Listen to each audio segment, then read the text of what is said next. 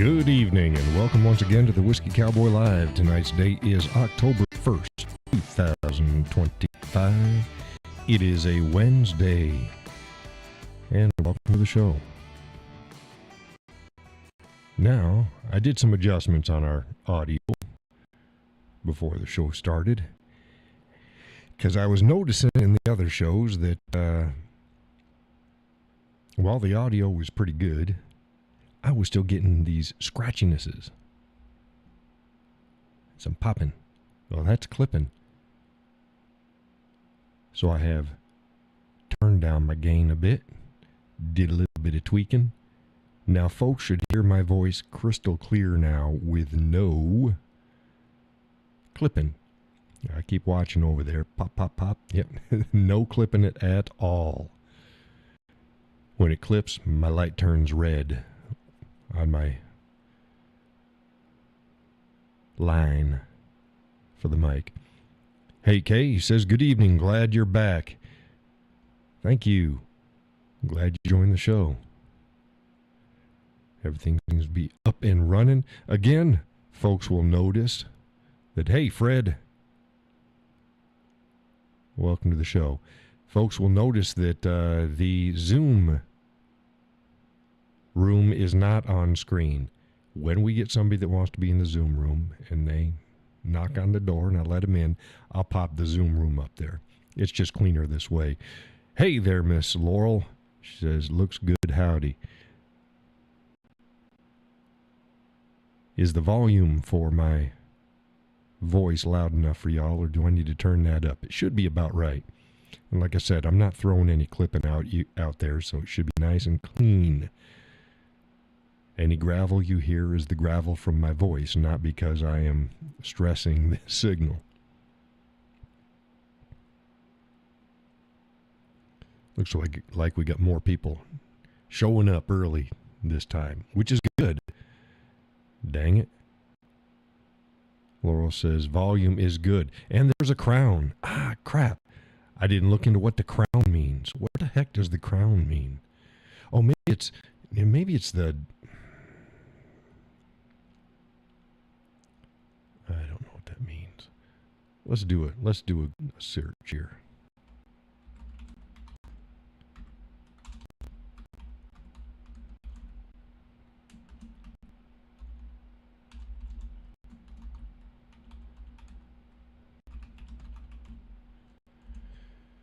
Okay. As viewers live stream, you'll notice the crown icon at the top of the chat that displays the cumulative points you've earned for engaging with that specific live stream. Oh, clicking on this icon will take viewers directly to the leaderboard to see the top 50 engaged viewers.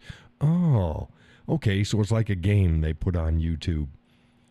So right now, Laurel is number one in engagements. So it was sort of what I thought it was the other day.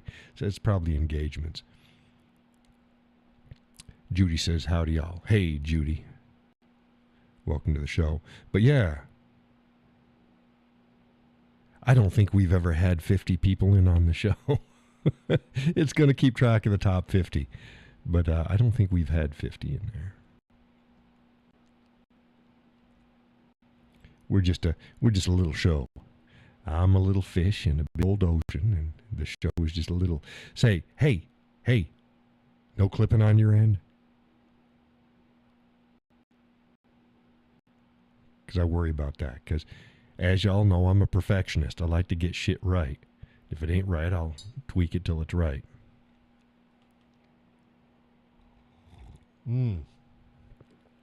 Tonight's coffee is hazelnut cream from New England brand.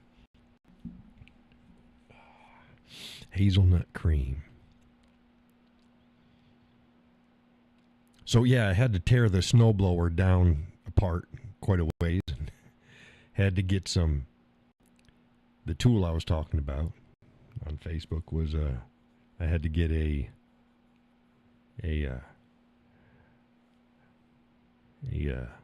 bearing puller, because I have bearings on both sides of a particular rod that's going through it, and they were supposed to come off, and they didn't. One did, the other one didn't. It's stuck on there. Well, so I got a bearing puller. too big. Couldn't get in behind it. Didn't have enough room. So then I had to take a trip into Concord today and go rooting around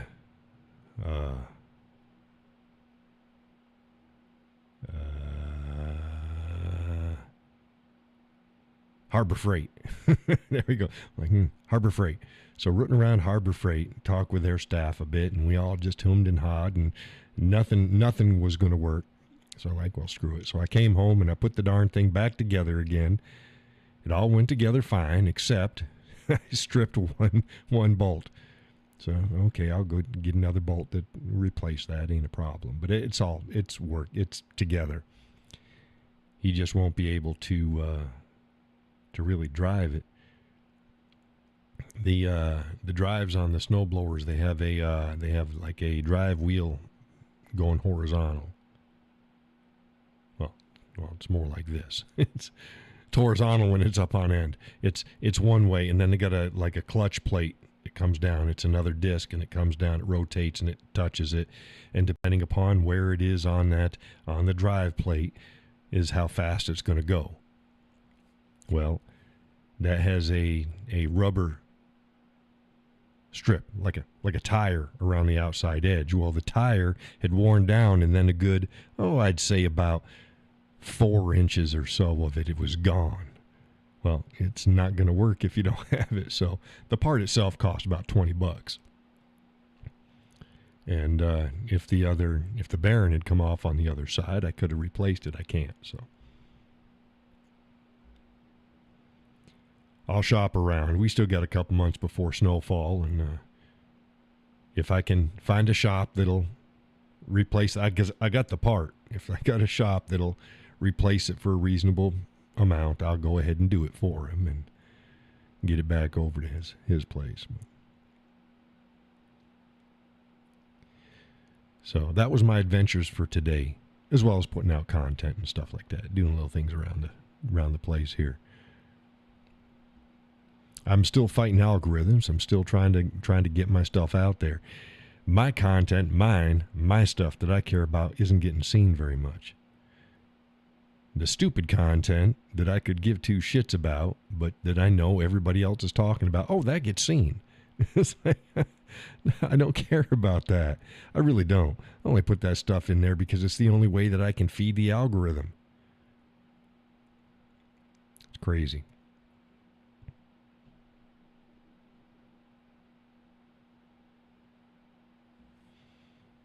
I got my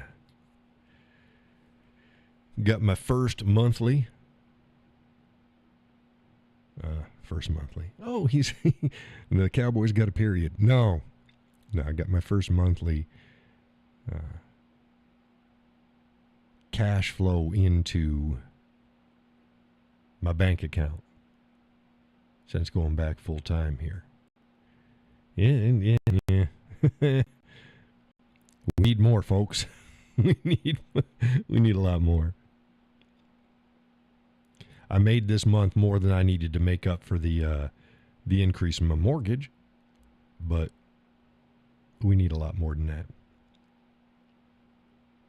I do appreciate the people who've set up a monthly donation. Those people are fantastic. We got a few of them watching the show right here. Hey, Orion, welcome to the show. But we need more, folks. Doesn't take a lot, but it takes some. It takes a lot of people. Like the raindrops in a storm. They all add up. So there's links in the description of the show. If you feel moved and you're able to, go ahead and donate. If you're unsure, head on over to my Facebook page. You'll see I put out a crap ton of content. I got articles on all sorts of stuff there. And I don't just do current events. I put up current events, but usually with a current event, not always, but usually I talk about the issues behind it, not just the action. Because I don't like chasing events. I like solving problems. So go on over to Facebook. It's thewhiskeycowboy.com. Or not whiskeycowboy.com. That's my website. You can get to Facebook off of my website too, but it's The Whiskey Cowboy. Facebook.com/The Whiskey Cowboy. Hey, Peggy. Welcome to the show.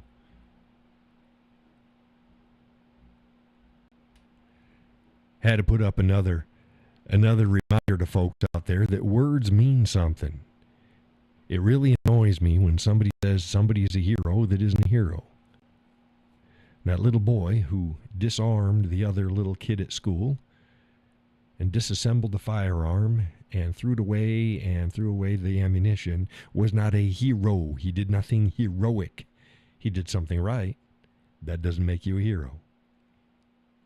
Policemen, firemen, paramedics, military people, you name it. They can do dangerous things. It doesn't mean that they're a hero. They're trained to do that, and they're paid to do that.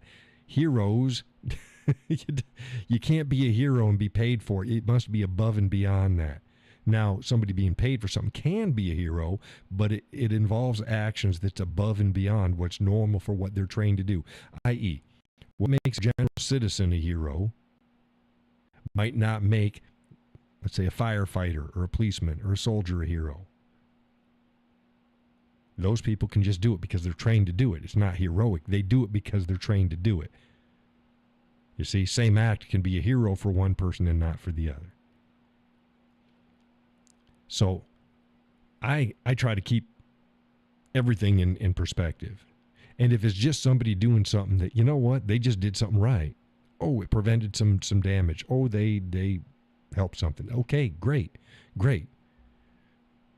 Is it above and beyond what is normal or should be normal? No, then it's not a hero. You're not a heroic person. So I always said, like Superman. Superman wasn't brave. That's another thing that's put out there. Oh, brave. Superman wasn't brave. Superman almost got put out of business. And the reason was he was invulnerable. He had no vulnerabilities to make him like anybody else. So when Superman went up against a bad guy or a bunch of bad guys, he wasn't being brave. Hell, he knew if you shot him, it wouldn't hurt him. So what's so brave? No, he did the right thing, yes, but he wasn't brave. And he wasn't a hero because of it, because he didn't do anything heroic. Laurel says, I was wondering who taught the kid to break down the gun. Well, let me handle that. In the in the reports that I was reading and seeing, because I researched a bunch of this to make sure that, okay, I left a lot out that was superfluous. It didn't, my post about that was about he was kicked out of school for a school's no tolerance policy. And he shouldn't have been. Now, is the kid a good kid? You saw his picture. I'll bet he's a shitbird. I'll say, you saw his picture. You saw his picture. Oh, you can't judge a book by its cover. Yeah, well, you know what? Pattern recognition is something that most people should probably pay attention to and not disregard. I saw interviews with his mother. So, also, he didn't tell anybody, not just because he didn't want to get in trouble. He didn't want the other boy to get in trouble, too. Okay, see how that works? So he wasn't as righteous as people might think. I wasn't trying to mislead people, but I thought that was an issue that wasn't a thing. As for breaking down the gun, in the articles are saying, oh, he had been hunting before, so he knew about firearms. He went hunting with a fucking pistol? Yeah, no. And he went hunting? Doubt it. He was a city boy. I doubt he went hunting. And in none of the videos and none of the interviews was the father present.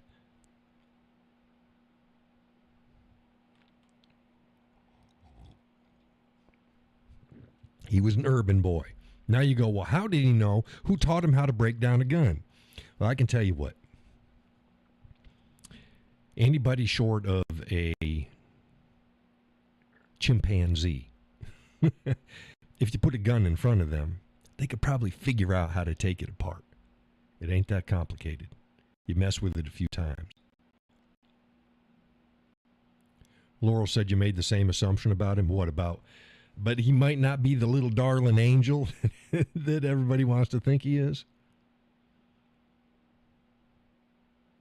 So there's more to the backstory than that. I just think that the reason they kicked him out of school, which was their no tolerance policy on being in possession of a firearm, that's what it was, being in possession of a firearm. He took it away from, I'll call him his friend, because you damn know that he didn't wrestle it away from him. So he took the gun from his friend. What it probably was, I'll bet you this is gang shit or similar, typical urban shit. And his buddy brought a gun to school. And he said, hey, we don't need to get in, you're going to get yourself in trouble for this shit. We need to take care of this. So he took the gun, broke it down, put it in different pieces because he didn't want other kids to get it, and threw away the ammo in a different location. Not as noble as what some people would think. But again, not something that I think that he should be kicked out of school for. Now his buddy was arrested. Yeah. His buddy was arrested. That tells you something. Now, the mother's all worried too. She's like, look, he's going to be kicked out of that school. It was a special school. It was a special school. It's like, okay, fine, fair enough. Then you might want to fucking keep track of your kids. You might want to make sure that they're friends and they are doing the right thing. So there's a bunch of issues. I didn't want to get into it because it detracts from the zero tolerance policy and why he was kicked out. So, yeah. So, and somebody posted out, oh, they kicked him out of school, but he was a hero. He wasn't a hero. Wasn't a hero at all. Nothing that he did was heroic. And I'm tired of that term being thrown around. Hero. So I made another post about it. And I do this periodically. Because I get tired of it. Words have meaning. And when you water them down, racist, bigot, homophobe, Islamophobe, fascist, Nazi, hero. You just throw them around so often and assign them to things that it just does not apply, the words lose all meaning. The words lose all meaning. And words have meaning. So, stop it. just stop it.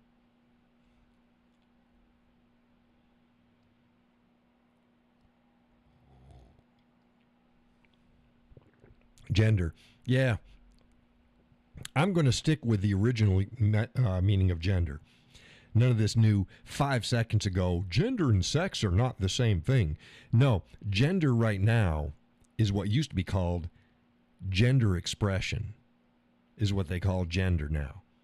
No, there was a reason it was called gender expression or gender roles. Two different things.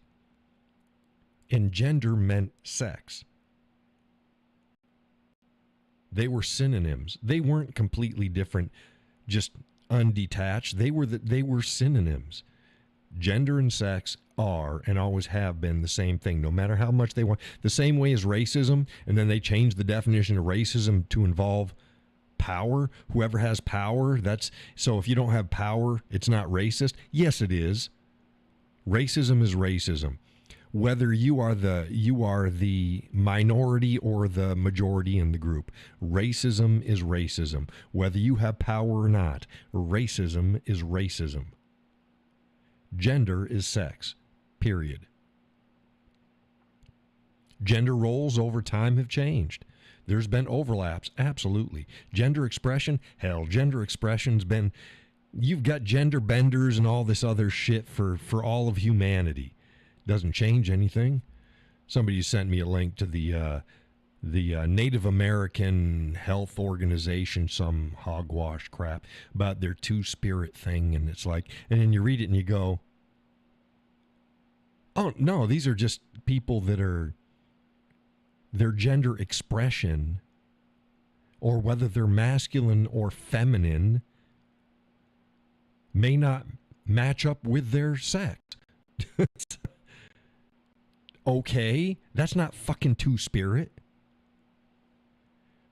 And contrary to what now is being presented, it was never a big thing anyways. It wasn't like, oh, you had a bunch of people, you had a tribe of people, and you had 72 spirit. No, you'd maybe have one every 3 generations or something, because it's like, no, because they didn't play those games. Oh, so they tried to be nice, and it's like, okay, whatever.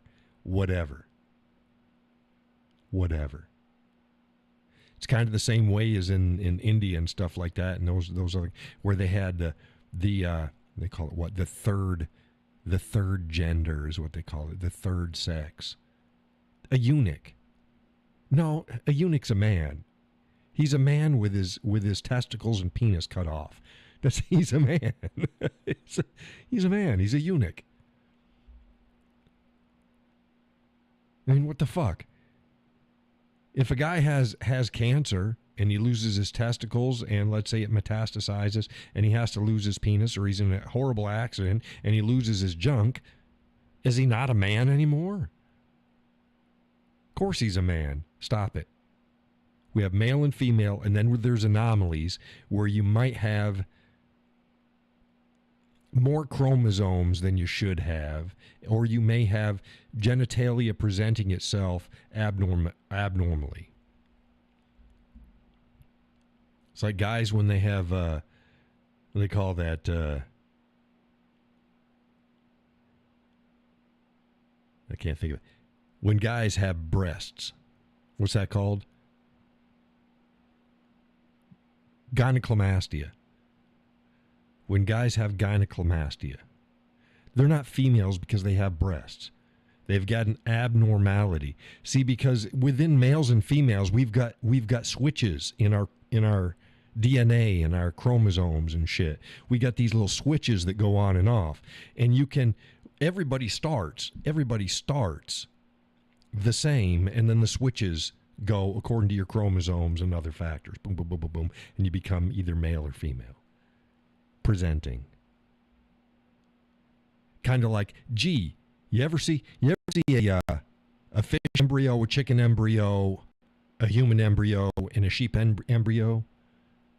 You ever see them all lined up like that? Up to a certain stage in development, you'd be hard pressed to tell any one from the other. Well, it's because it's just how species develop from the egg. It's just the way it is.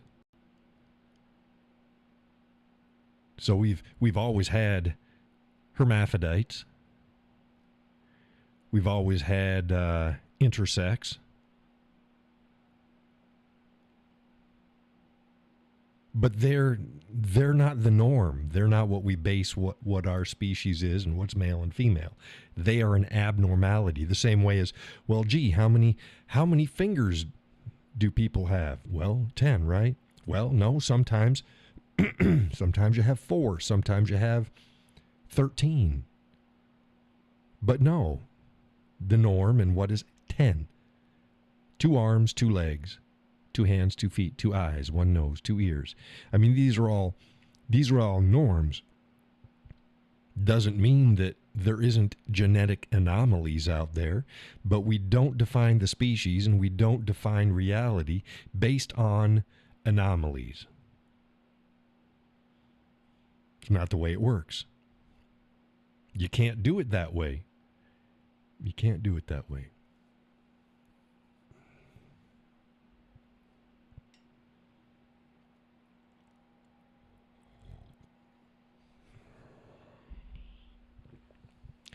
But the left loves playing word games, because they know if you can confuse communication, you sow chaos. And within chaos, you think that you can move around and you can control shit.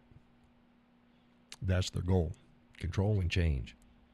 And they use language as one of their tools for it. And I refuse. The same as I refuse to give up the word retard. That's my word. There's some things I don't say anymore.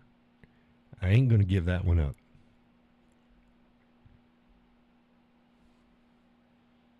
Okay, folks, make sure you type in every now and again. We got a bunch of people watching. We only got a handful that have jumped in. If you're new to the show, type in, say hey, so we can say hey back. Let us know where you're hailing from. And if it's your first time, say hey, it's my first time. And if you like the show, say hey, I like the show. If you don't like the show, you can say you don't like it, but you might get clobbered over the head in the comment section, figuratively speaking. We can't really touch online, we can't touch pokey. Peggy says, I'm curious about your thoughts on the shutdown. I wrote about that today. It's my thoughts every time it happens. Don't care. It's political theater. Ain't nothing. It's done for political theater. Nothing is going to really affect anybody's lives. It's a game. Nobody's not going to get paid. At the worst, people are going to get a vacation, a paid vacation that they're going to get paid for as soon as it kicks back in. Nobody's out any money. It's theater. Peggy says, sorry, I haven't been online much today. Oh, no, don't worry about it. I'm just letting people know. I wrote about that. I read about a lot of stuff. I didn't put out as much content today as I did yesterday. Yesterday, I had over 20 bits. Today, I don't think I got that. Might have a dozen or so. This and that. But you don't have to be sorry, Peggy. That's fine. Anybody can ask me whatever the hell they want to ask me. But folks need to get over to my Facebook page and see what you missed, because you probably missed a lot. So yeah, it's a giant nothing burger that everybody's going to make the most out of. Politicians are going to scream about it. Media personalities are going to scream about it. Ain't nothing happening. Peggy says, I'll go back to your page. Yeah, take your time. Don't go now. Join the show. No, quick, Peggy, go. Go to the page. Read it. Well, I'll wait for you. You got 3-4 days worth of homework to No, stay here. Enjoy yourself. I tell folks, get to my page at least once a day. Because there's guaranteed stuff that you didn't see. Guaranteed. What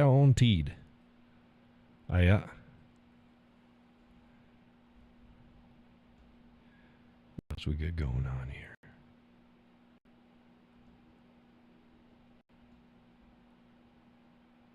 I'm going to start this is kind of backfiring on me. It's sort of. I got two things going on my page now. The first thing is I'm gonna be doing the soapbox. The soapbox is I make a post and hey, this is your soapbox. You just go ahead and you just post whatever the hell you want. Well, make sure that it's acceptable, because I go through and I make sure if it's stuff that shouldn't be there, it's gone. But yeah, if there's something that you want to say, you go ahead and say it, and then people can read whatever's underneath the soapbox and then you can get your discussions going underneath it, and that's fine. I thought folks would like that, because that's usually what happens underneath my posts. And it annoys the hell out of me. Keep it on topic, keep it on track. But few people availed me of that soapbox service. I thought this would be great, because everybody will just be able to type up stuff, and then other people, whatever. So I'll still do it. It's new. We'll see. The other thing is I'm going to have maybe guest articles or guest commentary. That can be about anything. Let's say you like cars, or you like fishing, or you like this movie, or whatever. It's just something that's interesting, kind of like a Yankee magazine sort of thing. And you just send it in to me. You email it to me, and I'll read it over. And if I think that it's going to be suitable for my page, or people would find it interesting, I'll put it on my page. Given full credit, guest article, guest commentary, blah, blah, here it is, and who wrote it, and then that's that. And I figured this because we got a bunch of regulars on my page that for some reason, or I know the reason, but they like to use my articles or my commentary, even if it's a medium or short, to then post their entire thoughts on the matter, which is basically an article of their own. Yeah, that's all fine and dandy. Okay. But if you want to do that, why don't you just write up an article, send it to me, and I'll put it up there. I'm trying to be accommodating. Because, and I've asked this before, do you come to my page to read what I have to say about something? Or to read what everybody else has to think about it? Because honestly, I know this is going to sound really awful. I don't care what people think. The only reason why I say it is to get interactions. Hey, tell me what you think about this. I really don't care. I know this sounds awful. I don't have the Whiskey Cowboy page on Facebook because I just want to hear what the general public has to think about. No, it's because it's my commentary. There you go. You can have it. It's not that I don't want to hear. That's not my purpose. It's the same way as I don't debate and I don't argue with people. That's not my purpose there. My purpose is, hey, I'm going to write up an article. I'm going to present some news that I think is going to be important to the folks out there, and then they can use that, and especially from years past, people who followed me for years, been doing this for a decade. They said, oh,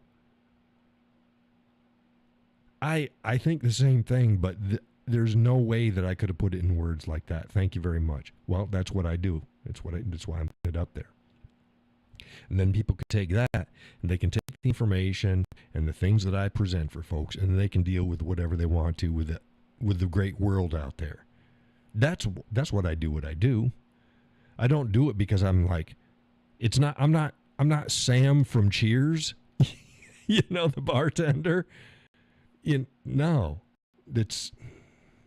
I could do it. I could change it into like the Whiskey Cowboy Saloon and come on in and, okay, tell me what you think about things, and I'll give you some folky wisdom from my end, but that was never my intent.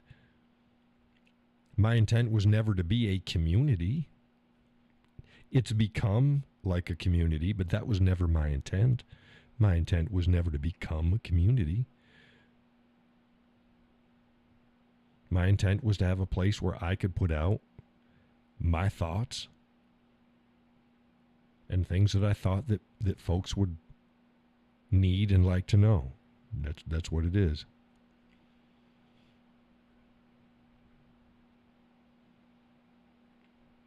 But social media as it is, you need, especially on Facebook, you need interactions. So I'm not trying to dissuade people from commenting. But as I say, comment. But 1 word or 500 words is the same amount on my end. Facebook doesn't care whether or not, if you post a dissertation or you post, hey, I agree, it counts exactly the same. For the algorithms, counts exactly the same. How many posts were made. Not how big they are, how many posts were made. That's it. So we play the game. Try to find a happy medium. And I try not to get too annoyed. Yes. Because you know me, if I want to know if I truly like, look, if I want to know specifically what you think about, I'll ask you directly. That's the same way as you will never see me post on there, oh, I got a problem, can somebody help me? You will never see me do that. Never. Ever. Not in my nature. I'll go, oh, hey, Gus, you got a tractor? you know, you know, I know where to find the information I need. I know who to ask. I know how to look for stuff online. So you will never see me go, oh, I got a problem. Can y'all help me out? It's not that I think that I can just, that I know everything. No, but it's not in my, I don't do that. So it always gets me too when somebody asks me a question online. It's like, for the time it took you to ask me, I'll answer for you, but you could have just found out yourself. You're online. You're online. Whoa, how do you know what's true or not? Oh, come on now. We're all grown adults. Most all of us are. Hell, the average viewer, the average follower of the Cowboy is anywhere from usually late 30s on up to 90. Most being 50s to mid 70s is where most of my followers and viewers are. Mid 50s to mid 70s. So about a 20-year range there. We're all old enough to know how to find stuff and who to ask. So that's the same when I say, oh man, I'm feeling under the weather. I'm just a bit tired, or oh, I had this. I'm just sharing. I don't want people to, John, you should try this. It's like, stop it. Just acknowledge what I'm saying. I'm just sharing. And just, yeah, it sucks. Yeah. Oh, yeah, my hip hurts or my knees hurt. Yeah, it sucks. That's it. Right with you. Right there. I know how it is. I got this lotion or this. No, I didn't ask for that. That's why when I was talking about the tool thing, I made it clear. It's like, doesn't matter what the tool is. It doesn't matter what it is. I was just explaining how, which is funny, most all of my, aside from my basic tools, everything else is because I had a project. And then in the middle of the project, usually not before, in the middle, I go, oh crap, I need this specialty tool. And that's how I get my specialty tools. I just thought other people would get a kick out of it, and it would sit with them, a familiarity.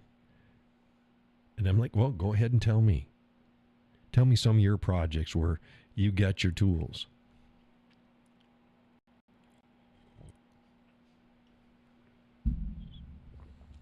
Are y'all still there?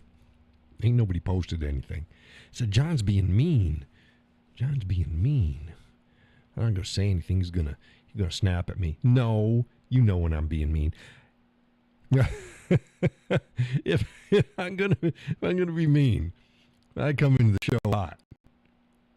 Here's another quiz for y'all. If I'm gonna come into the show hot, I'm gonna say something.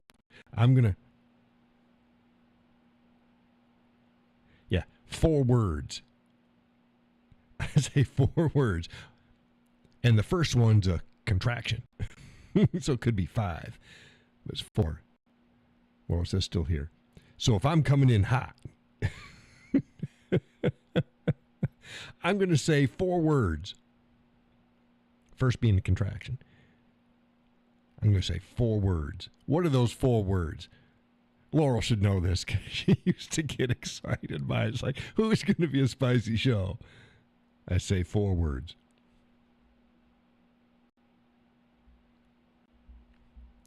Anybody remember what those 4 words are? I know I've been off the air for 8 months. You should remember those 4 words.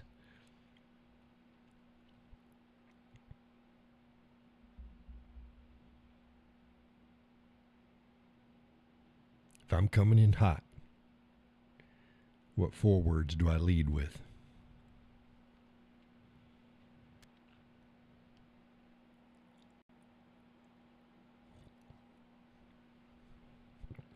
I'm fired up. No, close. Close. That's only 3, though.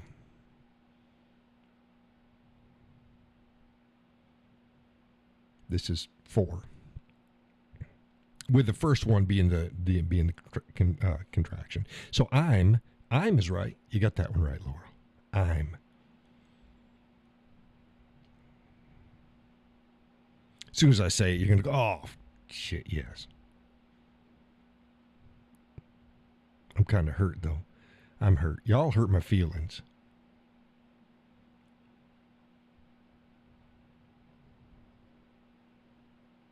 Y'all ready for it? You give up. See, I'm also trying to get a little bit of stuff here. Peggy says, back in the day, the Nielsen company called to ask what and why we watched on TV. I was a Nielsen ratings person. Mine was a Nielsen rating household, by the way. Yeah, the electronics monitoring now is true that only the beginning of shows are counted. They are, but they're not. They are, but they're not. They keep track of not only the beginnings of shows, but just like with here, how many people are watching, how long they watch the show. It's all tabulated.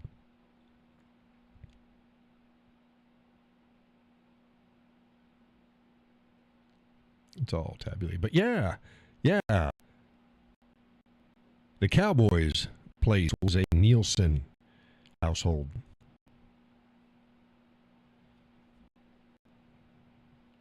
Okay, did y'all give up? Oh no. You can't think of it?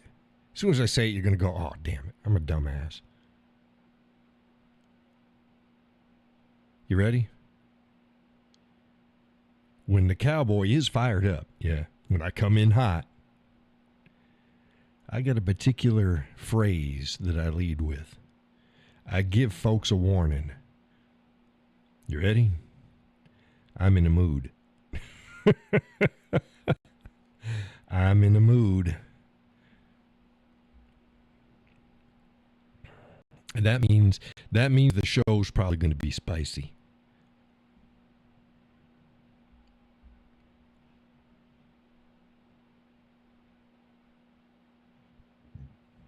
Excuse me, coffee. Peggy says people are saying to change the channel during the halftime show to show displeasure with the... Yeah, they can, but they're not going to care. They're not going to care because that's a contract. I think it's Jay-Z does all that. They don't care. The only way that they're going to care about the halftime stuff is if people just start boycotting the NFL. Laurel says, I forgot that one. Yeah, you did. You did, Laurel. But I bet you remember it now because I said, oh, I'm in the mood.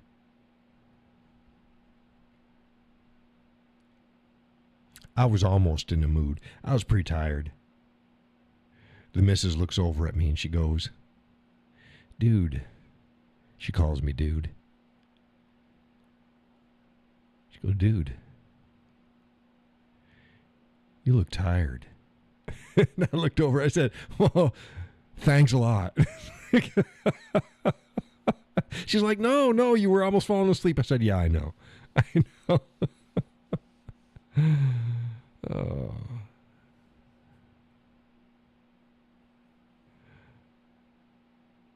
Laura says, yes, you do. I do what? Look tired? I'm tired. I posted up yesterday a picture of me and the guitar. And after it's like, man, I look tired there too. I'm tired. The missus is off now. She got another long weekend. She getting in her vacation days. So we got a 4-day. So I figure out where she wants to go. I said, you want to do something? And she's like, well, I want you to take me on a drive for at least one day. It's like, yeah, well, I do that every week. So I don't know where we're going to go, if I want to go play the guitar. And I will, because I enjoy getting out there. So I don't know if we're going up to Lake Winnipesaukee or... And if it's there, you got several places. You got Center Harbor. You got Meredith, Center Harbor... Wolfboro. Tuftonboro has some stuff, but it's Wolfboro's a better place, and Alton Bay. We love Alton Bay. Love Wolfboro too, but it's tough getting in there, especially in the traffic sometimes. But yeah, Alton Bay's our favorite when we get up there. Peggy says, "Good for you and her, or her and you." So we'll see.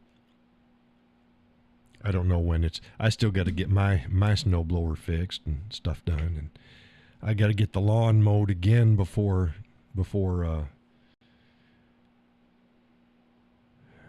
Well, yeah, I can wait. It's not growing that much now, and we got leaves coming down to like mulching leaves. So I'm not. Whatever. I am going to take my canoe out from the shed and give it a good washing and give it a good 303. I think it is 303. It's a marine coating. Don't put wax on boats. It slows them down. Use a marine coating. Then maybe I'll get out. Maybe. I'm thinking I might want to try to get out at least once. It'll be my first and only time out on the water this year. I just didn't want to hurt myself anymore. Being I broke the rib back, it's been at least almost 2 months now, which is good. Oh, it takes about 6 weeks to heal up properly. I just don't want to hurt myself. So Laura, I look tired, huh? Thanks. Plus, you gotta the lights don't help either. God, I got photosensitive eyes. So Laurel says, got the new tires put on my lawnmower today. Lawn is mowed. Awesome. Good job. You got a rider, right?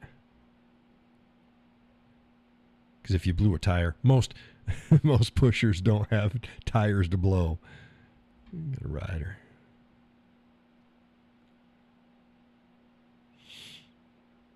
Don't pop any more tires, Laurel. Miss Laurel. Reminds me of Carl, you know, from The Walking Dead. The sheriff, whatever the hell his name was.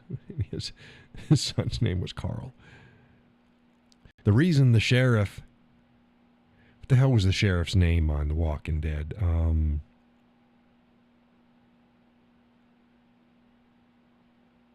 Whatever. The reason he enunciated words strange sometimes is he's British, and he was trying to speak with American accent.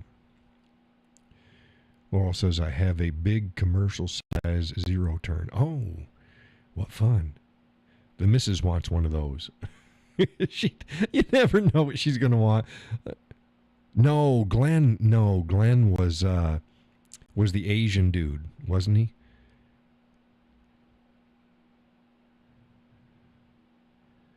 No, the sheriff was, now you're going to make me look on here and see what it is.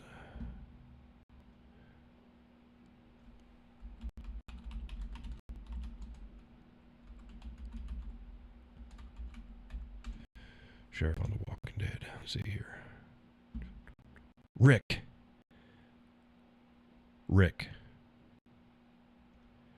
Grimes.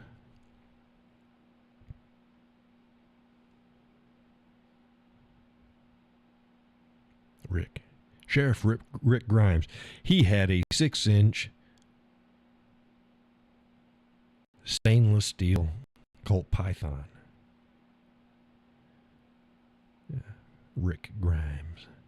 But yeah, he's British, so so there was like Carl. He had a hard time with Carl, trying to make Carl into an American accent because he was British, and he screwed it up all the time.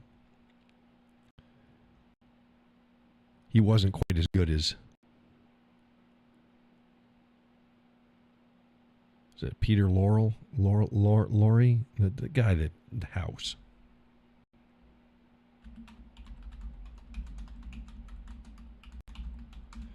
Laurie? Hugh Laurie. Peter. God, I have to... Peter. No, Hugh. Hugh Laurie. He's a British feller too. He's funny.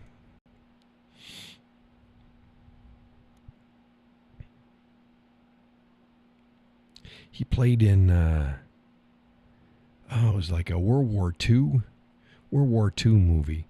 He was a radio operator, civilian, sending out codes. Something about the light in the darkness or something like that.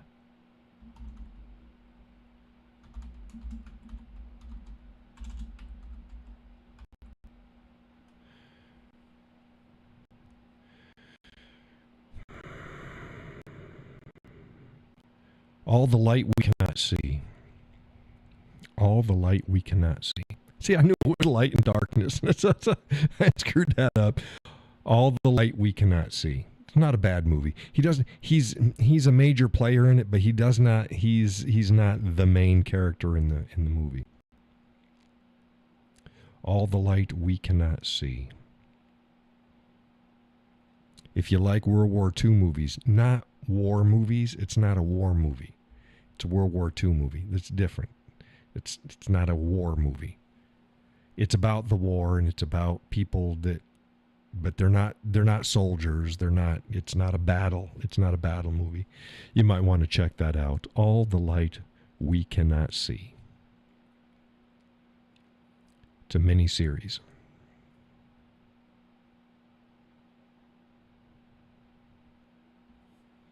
It's pretty good.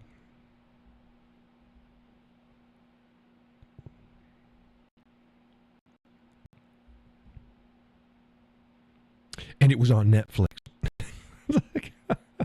I post about that. People now, Elon Musk and others, cancel your subscription to Netflix. And it's like, okay.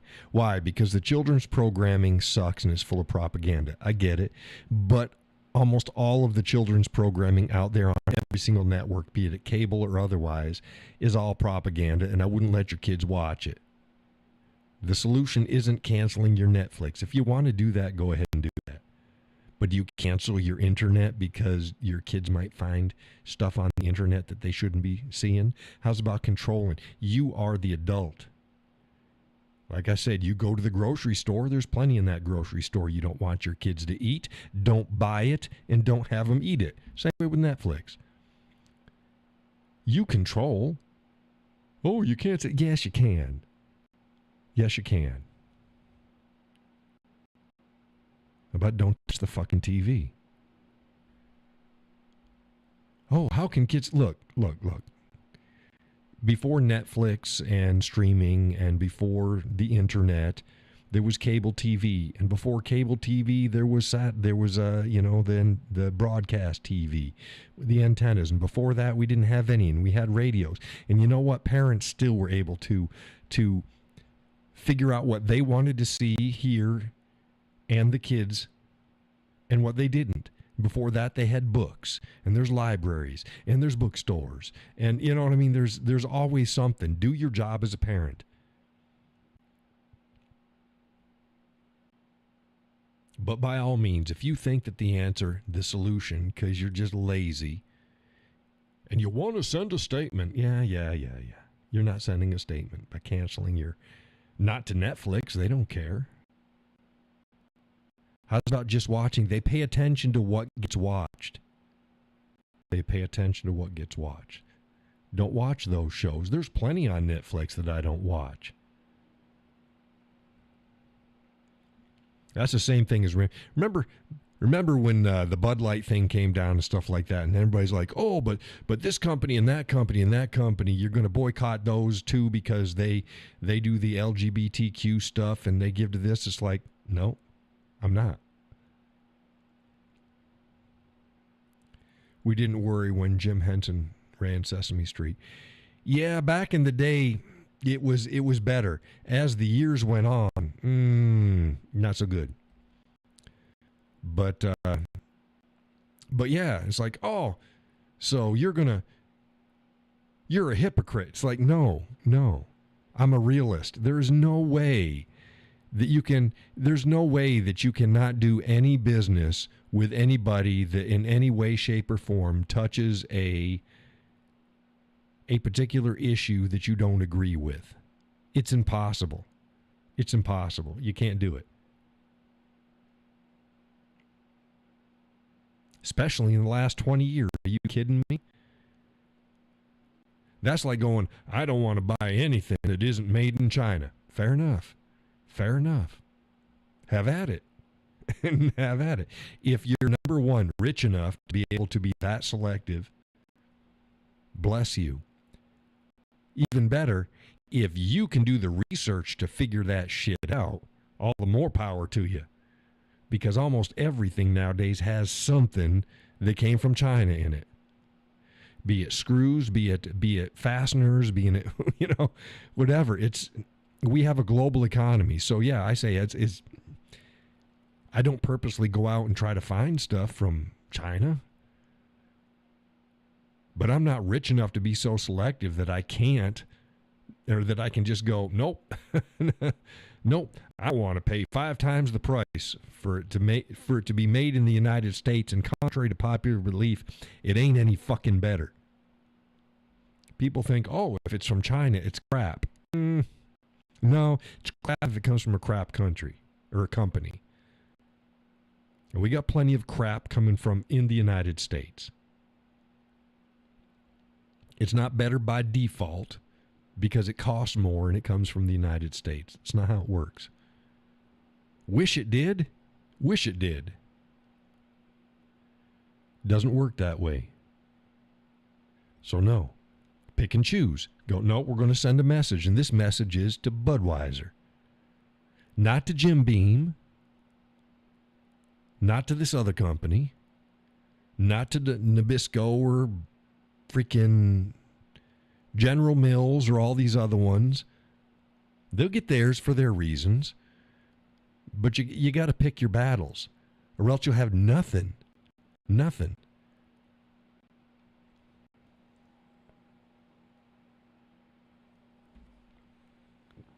It's not being hypocritical. It's being smart. It's being smart. And all you got to do is you got to pick the right one. You pick the right one over here, and you pick the right one over here, and we all get together and we just pick. We go, okay, these 3 or these 5 companies, that's what we're going to do. That's all you need to do, send the message. The rest will get in line. But people don't even want to do that. Oh, the NFL? I cannot believe that people are still supporting the NFL. Well, I can, because people are freaking lazy. Oh, I like football, so therefore, okay. Okay, you want to keep giving them your time and energy. Oh, I don't buy their products anymore. Do you watch their shit on TV? You don't think that they're making money from you watching their shit on TV? It's not just about the jersey, and it's not about the poster, and it's not about the sticker and the ball cap. It all helps them. Unless you boycott the entire thing.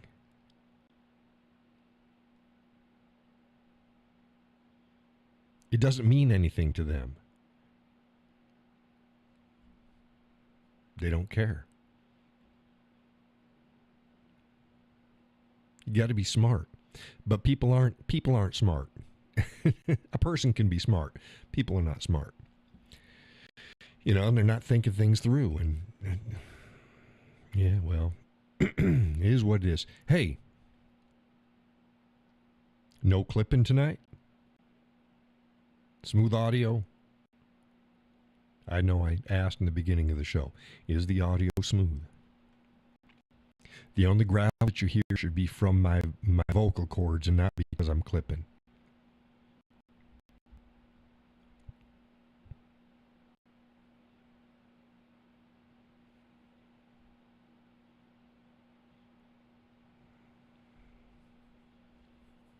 But yeah, do what you think is right for your family, but a lot of times the people just don't get it. You're not doing anything. Or you're just being lazy.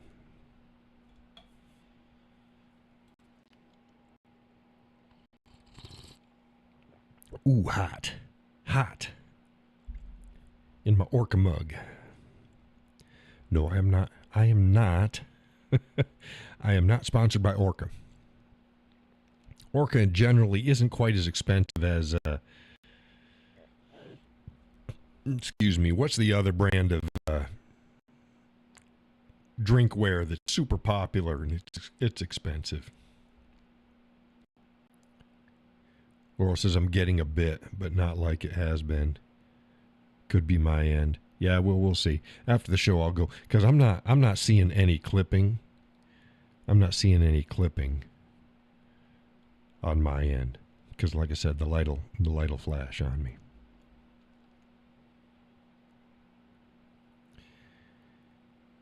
And I turn things down a little bit. We'll get it right. Yeti? No. Yeah, Yeti is, but that's not the brand I was thinking about. But Yeti's expensive too. I get a nice Yeti cooler that I brought to work, and I for canoeing and stuff. I wouldn't pay that price for it. It's expensive. Yeti's expensive. But Yeti's expensive. There's another one out there too.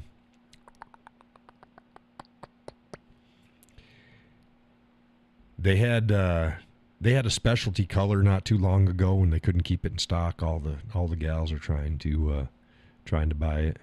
But yeah, Yeti's expensive too. Good stuff. Stanley is good. Yeah.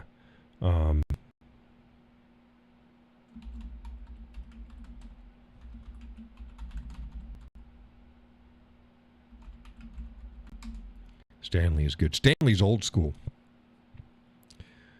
My father had Stanley.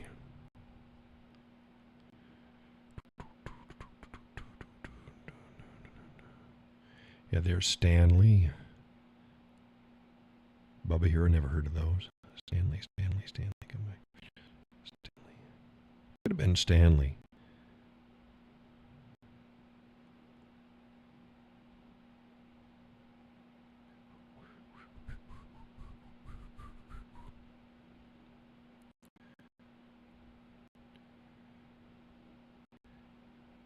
There's Yeti. Yeti's good. Stanley's good. Orca is good. Orca's not. Doesn't seem as. Yeah.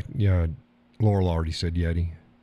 Could have been Stanley. They had the specialty color. Was that who had They had a specialty. All the gals wanted the latest color. It's weird they do stuff like that.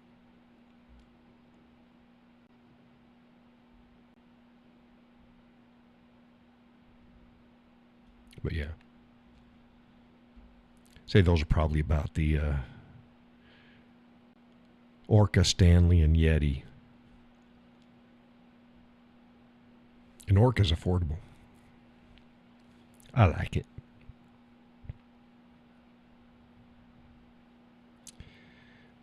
Okay. But yeah.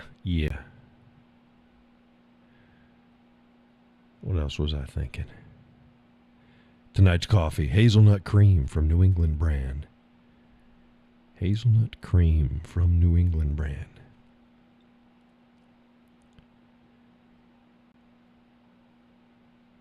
I need some sponsors. Wrangler needs to sponsor me. Legendary Whitetail needs to sponsor me. That was the shirt from last show. Legendary Whitetail. They need to sponsor me. My vests are from Whiskey Breeze, or what the hell? Brad Paisley's.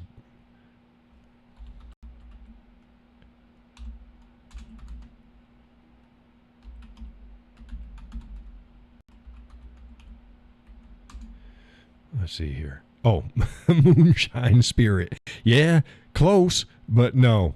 Moonshine Spirit, Brad Paisley's company. So, Moonshine Spirit.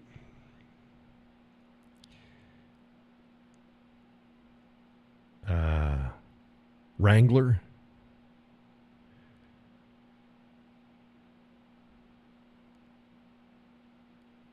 Now what boot company? What boot company should sponsor me? Here I go. We're doing the wish list. Ain't nobody gonna sponsor me. Laredo. I don't even need to be that high end. I'm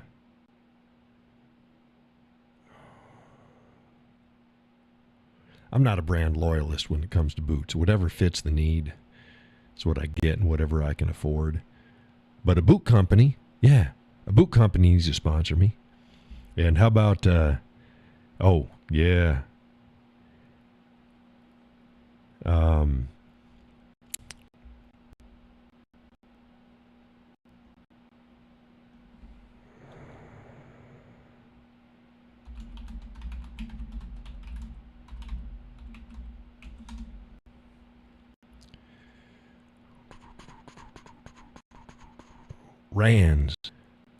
Rands, custom hats, Billings, Montana. I'd still like Rands to go ahead. Now, there's a lot of good companies out there. There are. They got the Montana Hat Company. They got a Coffer Hat Company, Mashika Hats. Got American Hat Company, Rocky Mountain Hat Company. I like Rand. Never owned a Rand. I'd like to have Rand work with me to get a specialty whiskey cowboy hat, and then get a couple of them made up in different colors and combinations. Thinking similar to what I got here, but do more of a Montana crease on the top. Somewhere between what I got now and a Gus. But I'd have to, see, the thing is I'd have to be there and we'd have to see what's working. You know, you can't do this. I can't do it on the phone. I can't do it online. You got to be there and go, okay, we can change this crease here. We can change the pitch of the hat here. We can do whatever. I've always had either a round crown or a teardrop. I got a teardrop right now, but I pinched the front down a little bit. It's always suited me, but I was thinking maybe I don't know, Gus style hat a little bit. Don't know.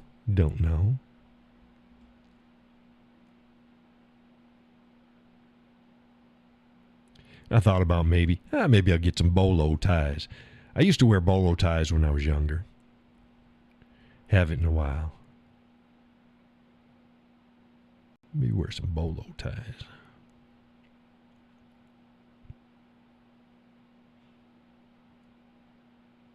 You know how many belt buckles I got? One. Ain't that something? I got one Western belt buckle. That's it. Just one. I wear them until I can't anymore, and then I get a new one. I got one. Most of the gold plating's all rubbed off on it now.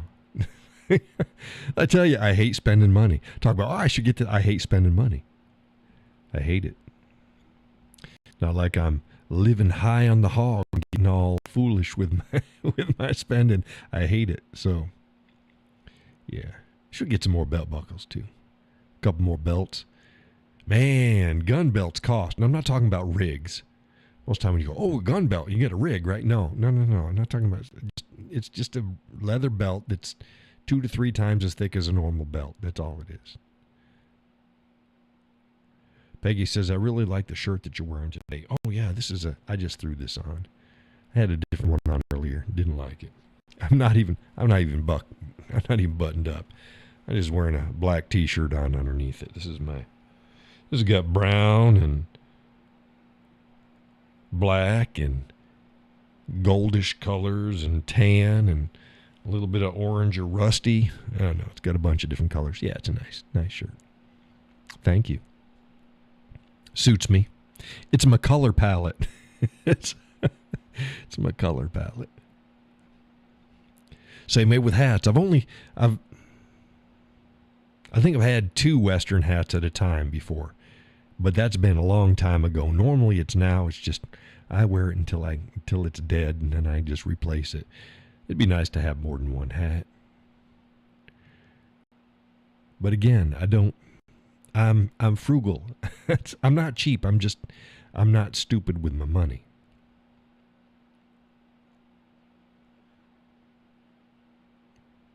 But usually the missus is like, oh, like that shirt that I wore in the last show. She's like, oh, look at these shirts. I'm like, oh, that's okay. How much they cost? Yeah, okay, they're affordable, but that's fine. No. I'm going to get you. No, don't. It's the same way when we're out grocery shopping. Hey, do you want this? Nah, I'm fine. No, I don't need it. I'll get home and it's like, the hell, I said I was fine. I don't need. She said, no, you're not fine. It's for you. I don't spend money. As like when I was selling the firearms, and the guys were talking about their wives and stuff, and they're complaining about spending money on this. I said, look, I could come home and say, I just bought X, and the missus go, okay, because she knows I don't spend money. So if I bought it, I knew I had the money. I knew it was fine. And I must have really wanted it because I don't buy things. I don't buy them. So it's like, yeah, I don't have that problem. If I want something, I get it because I don't do it. It's like I drove into town today. Yeah, I'm gonna go to the hell is it? I told you where it was.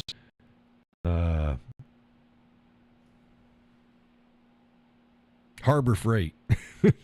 I'm going to Harbor Freight. I gotta pick myself up something. Okay. Okay. I didn't buy anything. And that's another thing. She knows I'm not going to buy something just to buy something. No. They didn't have what I needed, so that was that.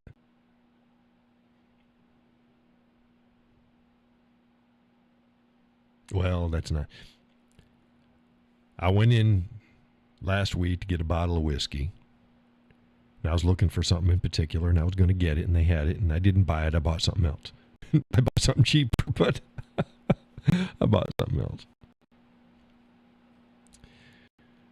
Yeah. But I don't get stupid with that either. I got a bunch, but I don't get stupid. Yeah.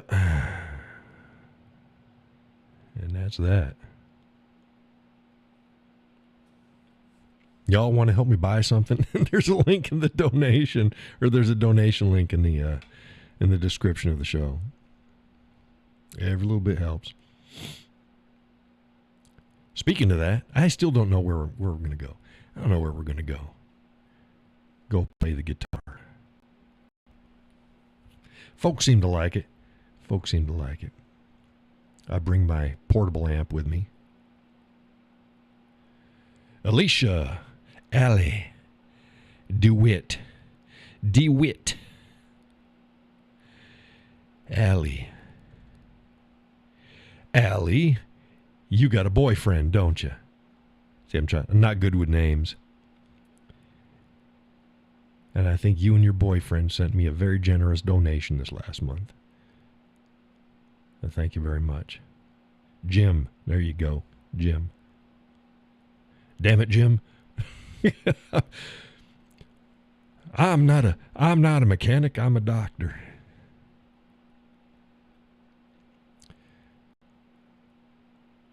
Another one is coming. Well, thank you very much. Thank you very much. Every bit is appreciated. Helps keep the lights on. You missed earlier in the show. I transfer funds from my donations once a month, and it was my first month that I got back, and I just did that today. It ain't where it needs to be, but it covered the mortgage increase. So that's okay. We'll get there. Every bit helps. Hope you and Jim are doing fine. Is Jim watching the show tonight? Or is it just you?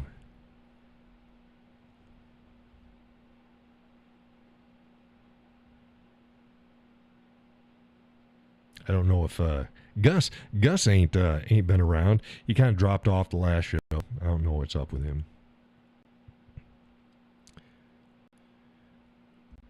Ellie says in between cooking. Oh, Jim's cooking. What you having for dinner? I had comfort food at the Cowboy's place tonight. Oh, excuse me. We had comfort food. We both been a little bit under the weather. Grilling burgers. Burgers are good. We had elbow macaroni with tomato soup. That's what we had. Comfort food. Sometimes we kick it up a notch. You put in, you cook up your hamburger and you mix that in with it. Not a hamburger, just a hamburger. Chop it up and cook it, and then you put it in so you have your mater soup, your elbow macaroni, noodles, and your burger. That's comfort food. Throw a little bit of salt and pepper in it. It's simple. it's like, ooh, doggy.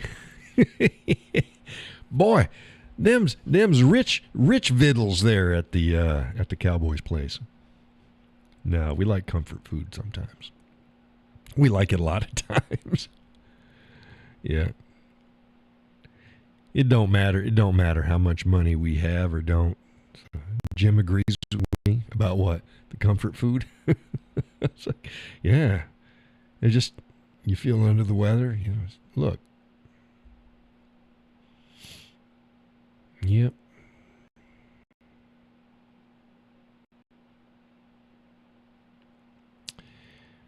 Don't know. Gotta fire up the griddle again. We do smash burgers a lot. Oh, the Cowboys. This is the Cowboys. We've done this before. I'm going to tell you all again. But Allie and Jim are new, so this is my world famous spicy Cowboy burger. Now what I do is I take smash burgers. I take just a round dollop, a ball of burger. About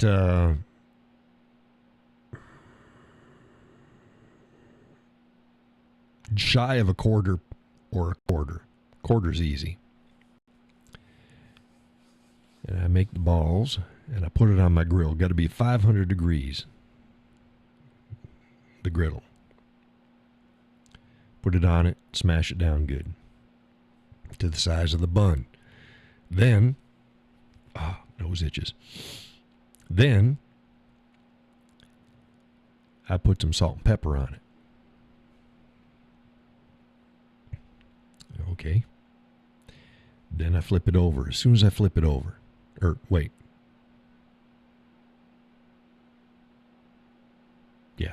Then I flip it over. And on top of the burgers, I put mounds of diced jalapenos. That's jalapeno for everybody out there. So I have my diced jalapenos, and I put it on the top of the burgers. Then I cover that with 2 slices of pepper jack cheese. Square, so you do one this way and one that way. You just cross them like that. So it's covered, whatever. I put 2 slices on the top of each. Okay. Then,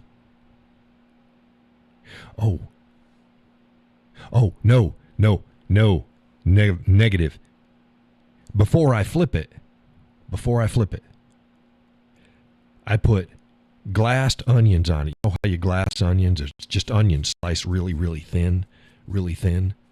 And I put a mound of glassed onions on it before I flip it. Then I flip it. So now those are cooking. They're sauteing underneath the burger and keeping all the moisture in too as well. Oh, it's awesome. Then I put the jalapenos on the top. Then the 2 pieces of pepper jack cheese. Then When that's done, it doesn't take long. Don't overcook it. You take it and you scoop up the first one and you put it on your bun. You can toast it or not. It doesn't make any difference. You put it on your bun. So now you've got the caramelized onions, then the burger, then the jalapenos held in by the pepper jack cheese. And that's one burger, but you're not done. And I take my spicy barbecue sauce. I like Casey Masterpiece, and I put a good bit of cayenne pepper in it. Ooh, doggy.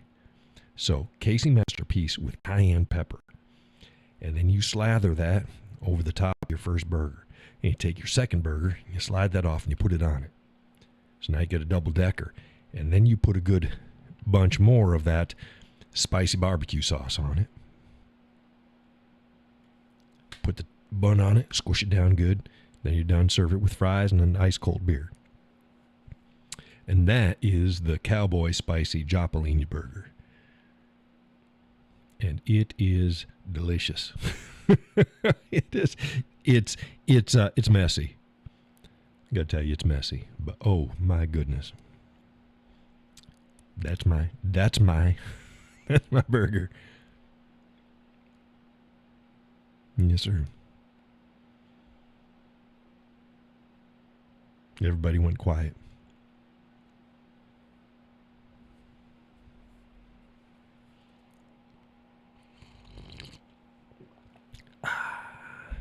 Good coffee. Yep.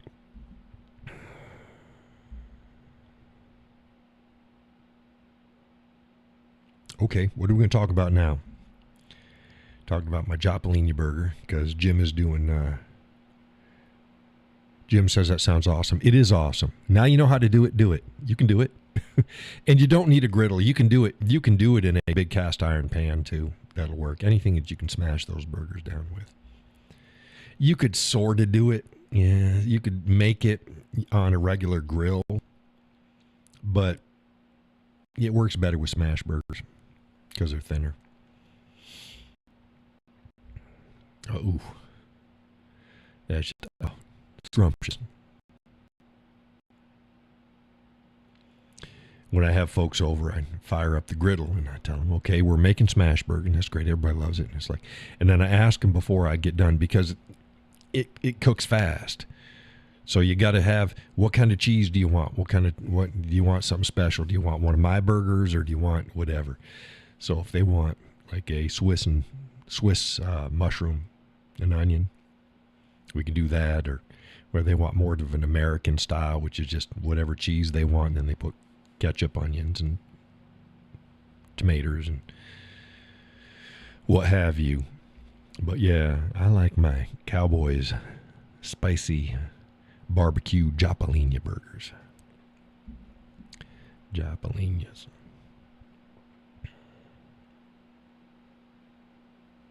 Yep.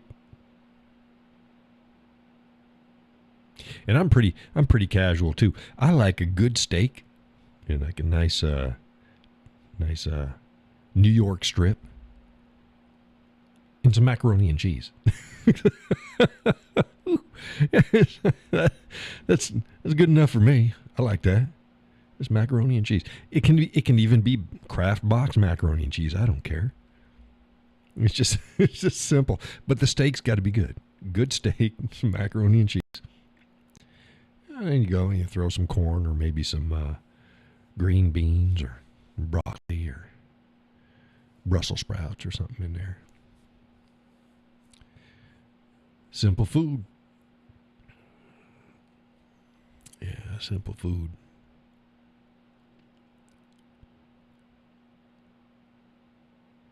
Oh, Jim says jalapenos. I say everything wrong. We got a local, I think it's on the East Coast. It's called Hannaford. I call them Heffenards. Heffenards. It's a grocery store chain. Heffenards. Jalapenos. Isn't that the way it is? Jalapenos. Seems right to me.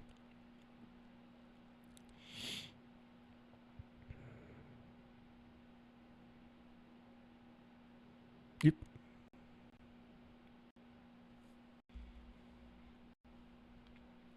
If everybody doesn't pronounce it the way I do, they should. They should.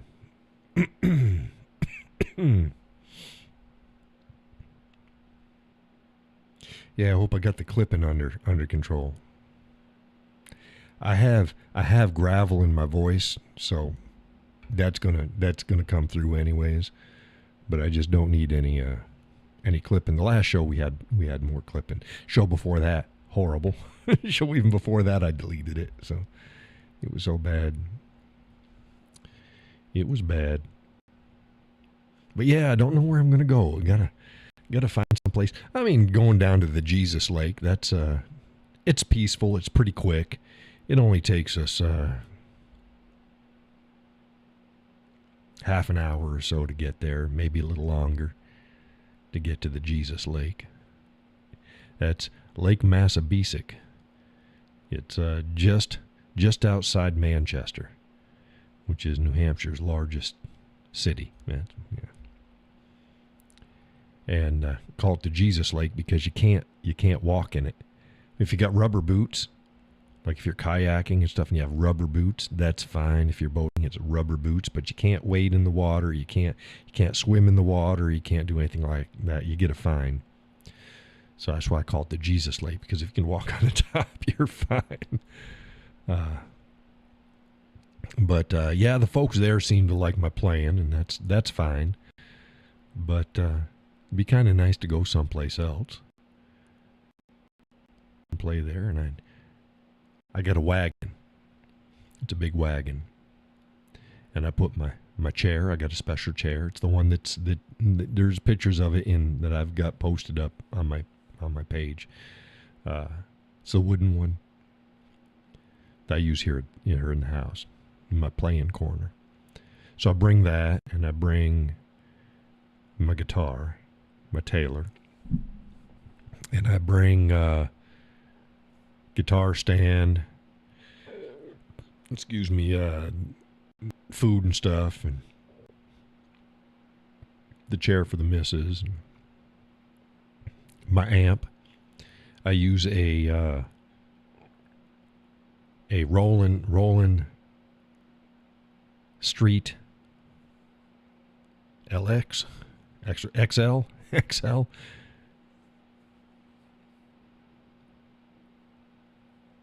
It's a battery-operated amplifier. It does pretty good. It's not as rich and full as my Fender amp here that I run through. I run a Fender AC40. I think it's AC40.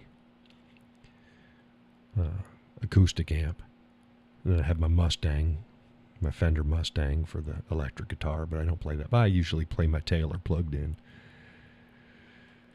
Richer sound, but it does well. The Street XL. It does pretty good. Folks like it. I get out there and I play.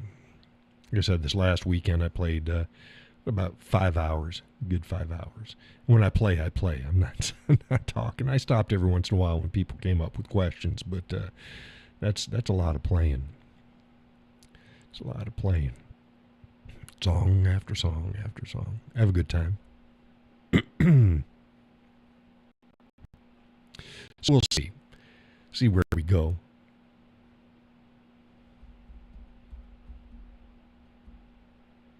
Nice to sit by the lake and play.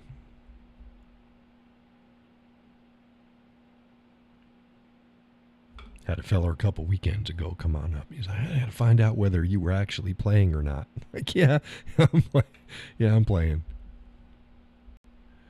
Peggy says I'm really rusty on New England demographics, but my grandparents were married in Keene, New Hampshire. Keene is southwest New Hampshire. Pretty liberal town. The bigger the town, the more liberal it is.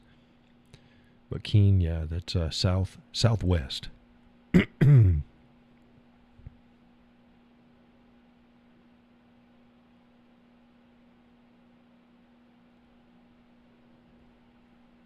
Yep.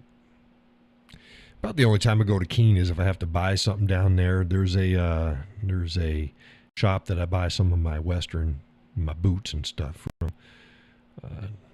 Just the other side of Keene, between Keene and the Vermont border. A little Western shop. They cater mostly to bikers, but they've got some Western stuff. Or if I have to drive through, like I've had to drive through like to Vermont and to get into New York to travel through, I drop down through Keene and then shoot across to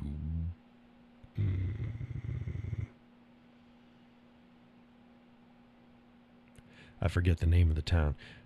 Because one is, their name's similar. There's one down south, there's one up north by. One's Brattleboro and the other is Burlington. Yeah. So it's Brattleboro maybe? Down, whatever. down by Keene. And they shoot across the state. Yep. We'll probably be going north. Winnipesaukee north. Now, another place that's nice is Sunapee. Sunapee is nice, but I've never been there. I've never been there to just sit. Well, no, maybe 20 years ago.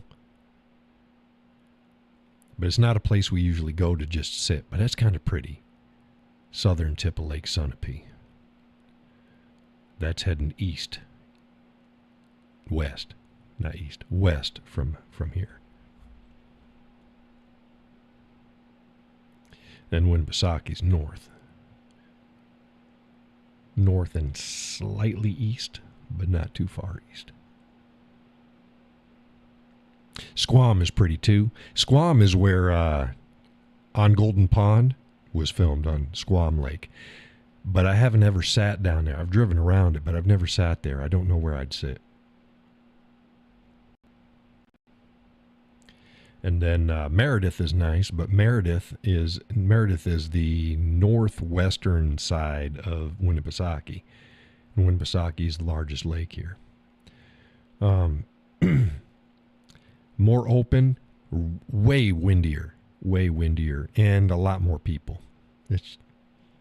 So we've sat there. I've never played there.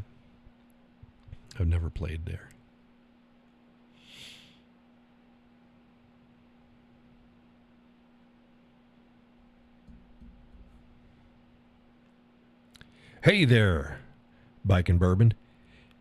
Wisconsin, right? I'm trying to think. No, is he from Wisconsin? Now help me out. Is it Wisconsin there? Bike and Bourbon. There he goes. Yes, sir. Go back. Go. Yeah. Okay, so see, my memory's not doing too bad. Welcome back to the show. We've been gone for 8 months and change.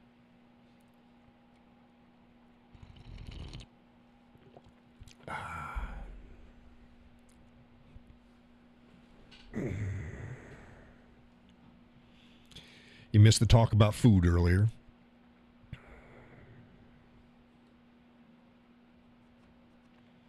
How you been doing? Everything okay with you and the family?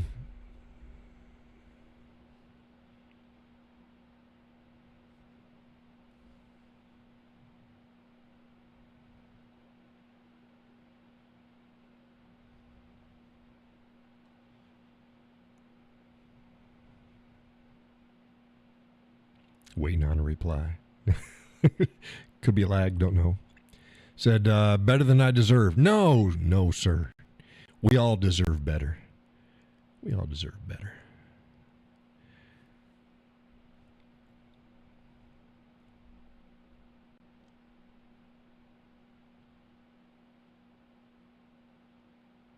For those unaware, while I was gone for 8 months, I've been selling firearms. I don't do that no more. So now I'm back to doing this full time again. Content has been flowing, been putting out a crap ton. I've been back a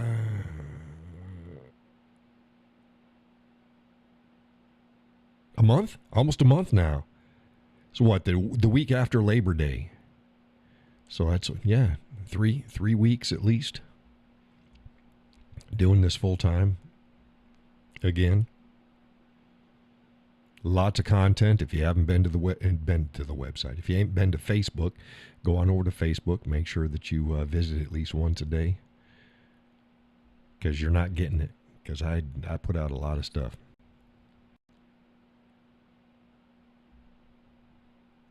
Got the live stream up and kicking again Wednesday and Sunday nights, same time.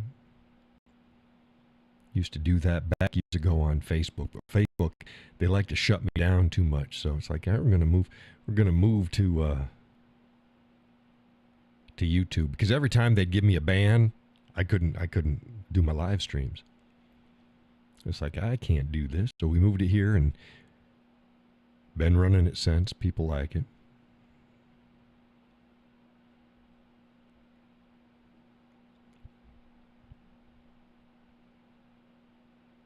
And again, for anyone coming into the show late, since I am doing this full time, if you'd like to help donate, there is a link in the description of the show.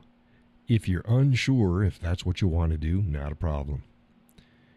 I'd say go on over to my Facebook page. That's Facebook.com/The Whiskey Cowboy. Give it a gander. Read the articles. See the content. See the amounts that I put out.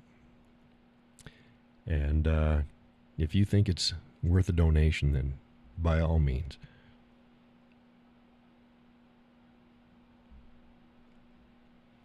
But okay.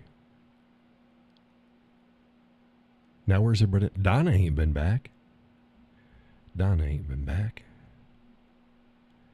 Gus, he may or may not be watching now. Gus.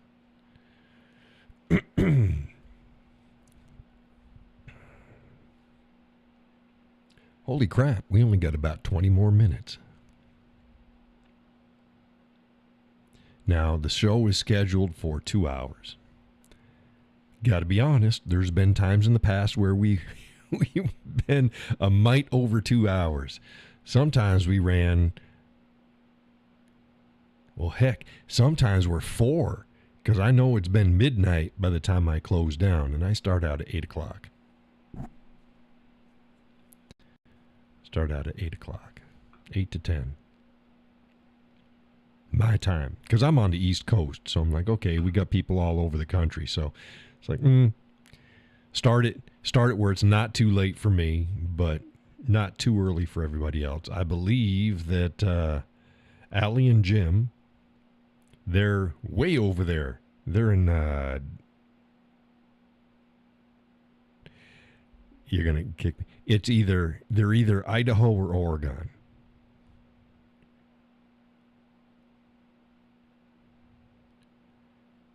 It's either Idaho or Oregon.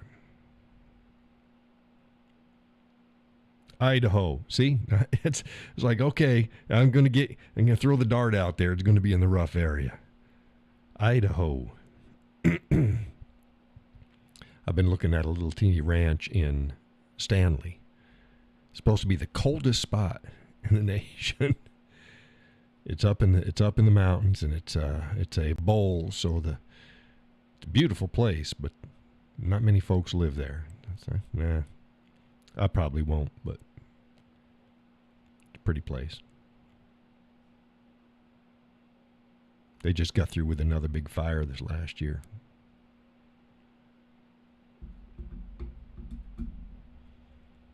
Idaho. A lot of Idaho looks an awful lot like Montana. It's just two sides of the coin right there.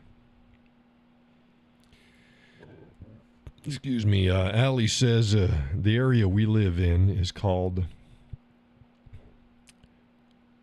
the Palouse region, named after the Palouse Indians. Did I pronounce that correctly? Palouse? Palouse. Both her and Jim grew up in the area. So did I pronounce it right? The Palouse? God, I hope not. I don't want to start the string of me pronouncing stuff correctly anymore. I butcher everything. But I said it right. Okay, Palouse. Oh, it's just like the Flathead Indians. By the time the white man came there, they didn't have flatheads anymore. They were just called the Flatheads because the other Indians called them that because they did the boarding. So they had stopped that.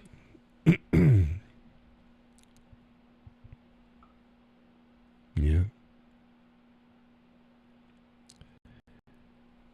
The Indians. Feather, not dot. Big misconception. People go, "Oh, they were so stupid. They called them Indians because they thought they were from India." It's like, you're a retard. That's not why Native Americans are called Indians. Because India wasn't called India for a hell of a long time after the American Indians were called Indians.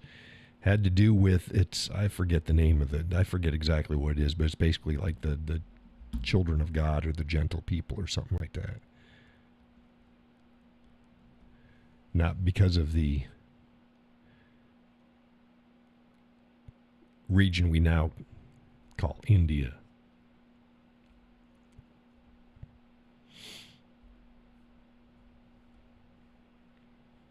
But don't let like tomahawks. Tomahawks, yeah, the hatchet. Native Americans, they used stone and wood and stuff like that. They didn't have metal. The Native Americans did not have metallurgy. They did not have iron or steel tools. The traders came over here and they would sell the hatchets, and then the natives would then adorn the handles the way they wanted to and stuff like that. And then it became ubiquitous with the Native Americans, but it wasn't theirs. It's a European. It's a European item.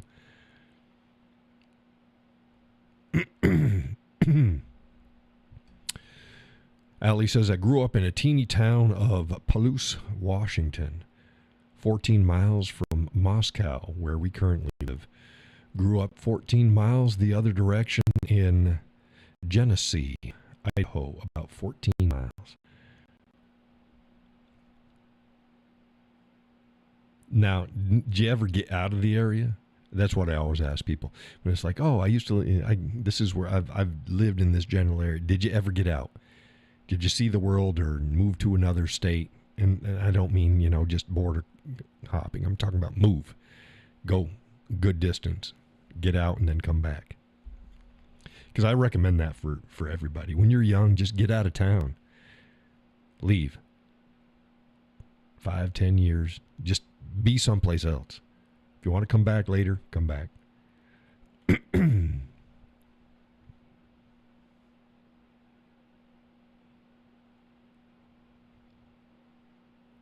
Said, nope, Jim is an Army brat, so he did. Yeah, they move around. I was an Army feller. I was an Army feller. So, oh, yeah, where were you stationed? During what period? I was a midtermer, so I've been stationed quite a few places. Here's another thing that gets me. Somebody said, you know that Marine that shot up the Mormon church? And then everybody was saying he was retired. He's a retired Marine. No, he wasn't.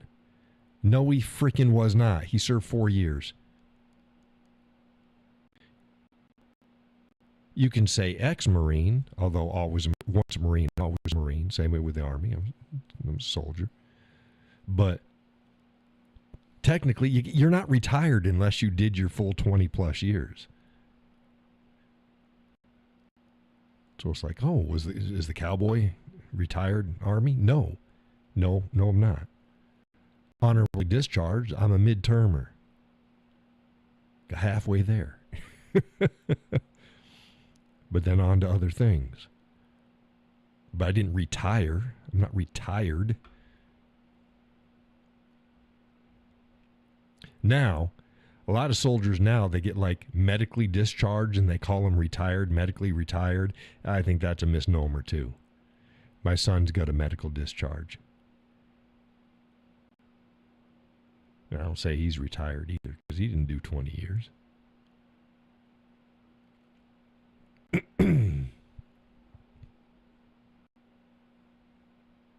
You know, fulfilling your contract and getting out does not equate to retirement.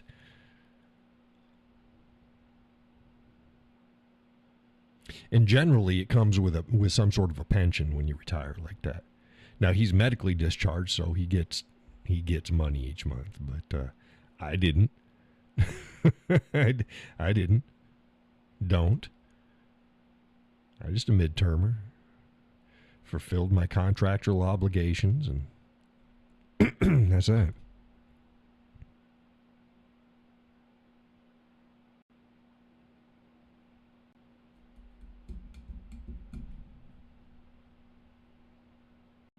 It is what it is.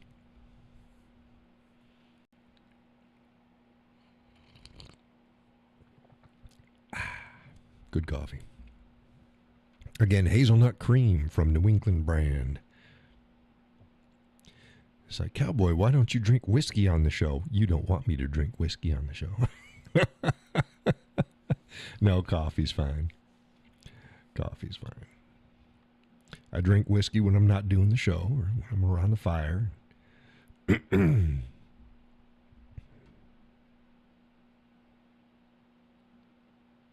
Those burgers done yet, Jim?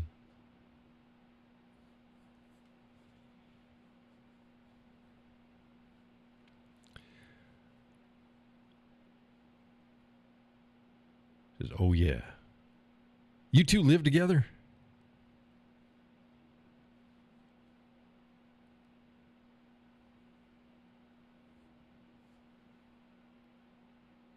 You two living together, Allie. Allie and Jim living together.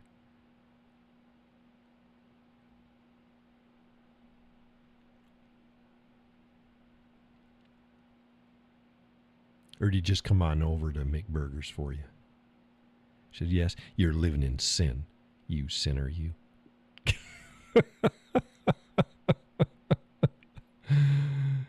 You had to know that was coming.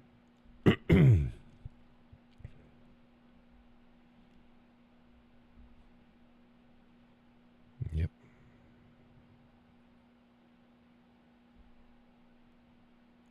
Need to rectify that situation.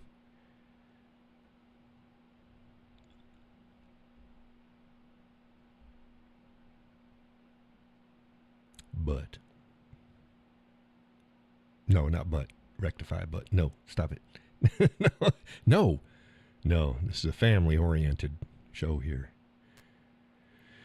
We are doing the Goldie Hawn and Kurt Russell relate. Yeah, hope not quite like theirs. Their relationship isn't quite what a lot of people think it was. They had an open relationship. And they stayed together for a long time, but then they also had two different domiciles, and yeah. So hopefully you're just meaning a long-term monogamous living together relationship, because it's not really what Kurt Russell and Goldie Hawn had. That's what people thought, but no. Sorry to burst any bubbles about it. She says, yes, exactly. Yeah, it's what most people think of with the Kurt Russell, Goldie Hawn. It's like, I was disappointed some years ago when I found out the truth about that. Like, oh, here I thought they were just breaking. No. She's older than him, too. Kurt was her boy toy.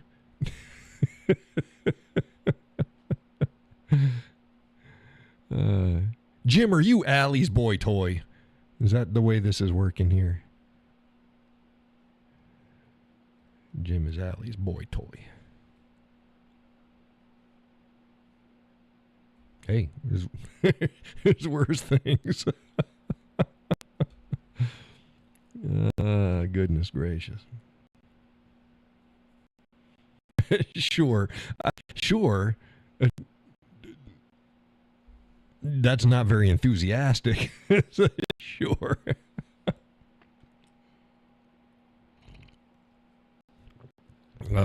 goodness. Well, she didn't lean into that one too much. Yeah, I guess. She says, he said my sugar daddy, but yes, but he's always broke. Yeah,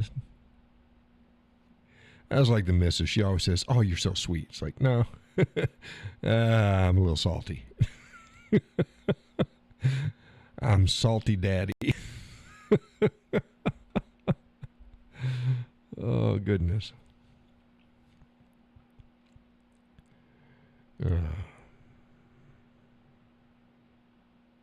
Well, it is what it is.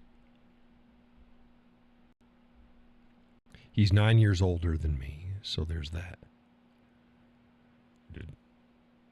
Okay. Yeah. He's still functioning, isn't he? You gotta, wheel him around and change his diapers and stuff, and he's a functioning guy.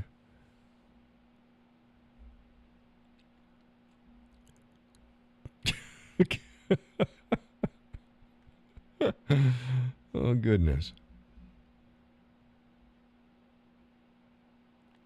We're both Gen X. Okay. They're X-Men.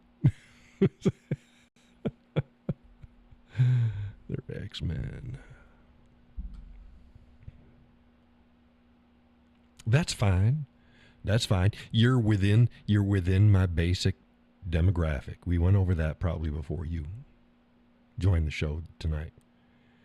Most of the people who follow my content are late 30s at the youngest, up to like 90. But most of them are between 55 and 75. That 20-year range. She says, I almost have to wheel him around, always reminding him to take his pills and take his phone. Come on, Jim. I always got my phone and my gun and my knife and my knife and my knife and my knife and my knife.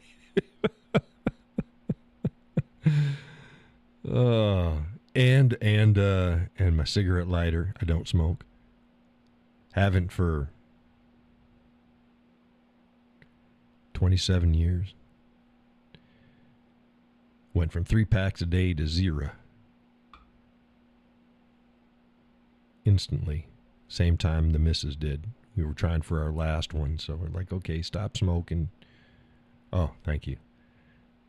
I went from 3 packs a day. So it was 2 people in the same household quitting smoking at the same time. Oh, that was fun.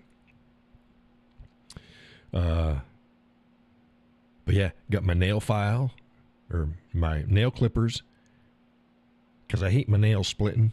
And you're out someplace like, son of a mother. You get a split nail. Ain't got time for that. So got my nail clippers, got my cigarette lighter, my lighter, because that's back in the service days. You always had a lighter with you.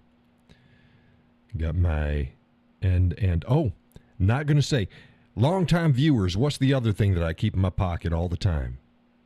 Besides the pocket knives and other stuff like that, and the nail clipper and the file, the cigarette lighter. What's the other thing I always got with me?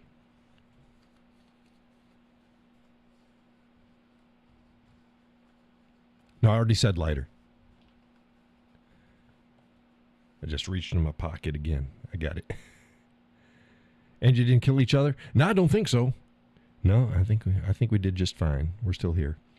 Come on, what's the other thing I always keep with me at all the time? I said because it bothers me if I don't have it, because I always got to have it. Change for kids. Yeah, but that's a different story. That's a different story.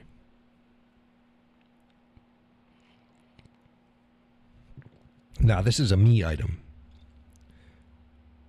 Now, as soon as I say what it is, you're going to go, oh, hell, I knew that.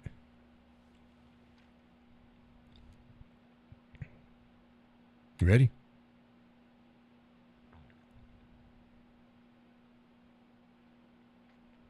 Chapstick. My chapstick. Yeah, chapstick. Toothpick. Yes, I always keep a toothpick with me as well. But I do. But yeah, toothpick, knife, that's a given. I always say, yeah, I've always got at least two, but usually three or more different knives for different purposes. But my chapstick. Gotta have chapstick.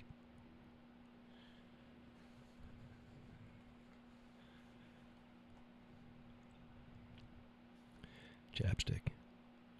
Several knives, different purposes. Different purposes. Because I don't like this one right here. So there's my good folder. That's nice. But you can only do certain things with it. There it is. You can only do certain things with it. So you need, I got usually, thank you. It ain't expensive. It ain't expensive. But it's got a good weight to it. So that's my, and it's different because it's grade blade instead of, they usually go black or stainless, and it's kind of got a good gray finish to it.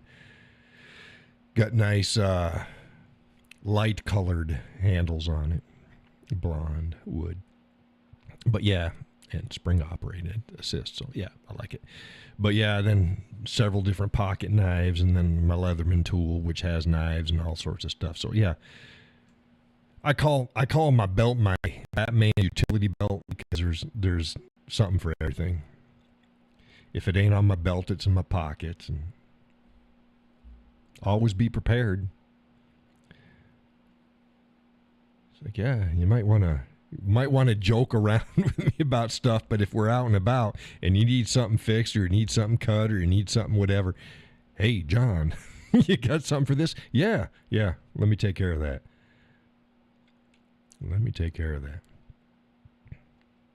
I joke at night.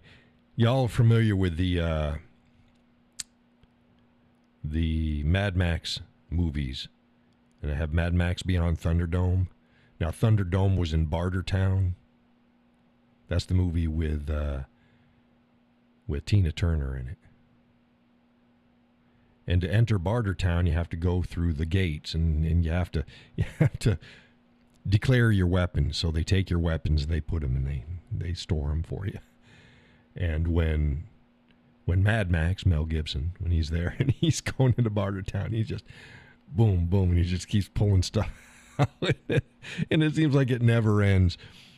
He ended up with just a fly swatter, but the fly swatter had like an ice pick in it too, but they didn't take that from him because they didn't know. But it was gun and knife and gun and knife and shotgun shells and everything. It was just funny.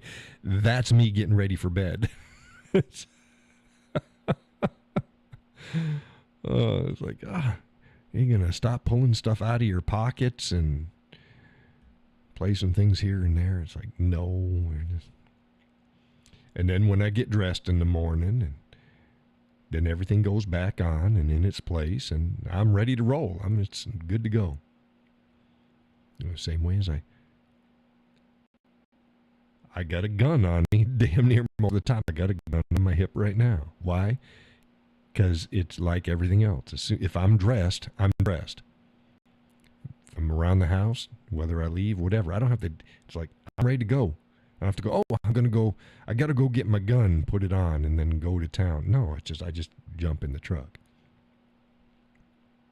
I love the hell out of my truck. I can't say that enough. Those who follow my content know I've been truckless for about 25 years. I've had SUVs and vans and stuff like that because I got a lot of kids. But they all grown up and stuff like that, and I just couldn't fit it in the budget to get another truck. Well, I got a truck. I got a truck this year. It's like, yeah, I can do truck things.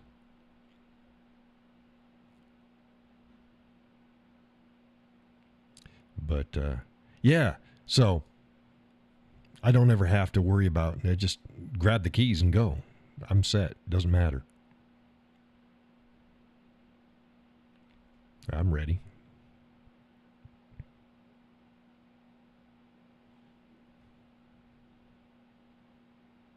And if you know the cowboy and you see me around, okay, he's got a gun. Yeah, figures. Figures. It's not one of these things that looks odd or no, just figures. Not many cowboys up here, anyways. There's a couple, sort of. There's a couple guys that wear cowboy-ish hats or cowboy hats. And I was looking to go, I look down at their feet and I look at it's like, you're just a dude and you just put a Western hat on the top of your head. It's okay. Well, I mean, that's fine, but.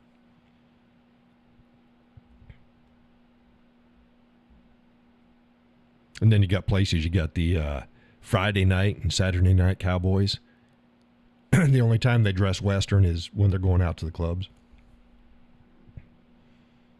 Well, this is me. This is I dress every day. It just is what it is.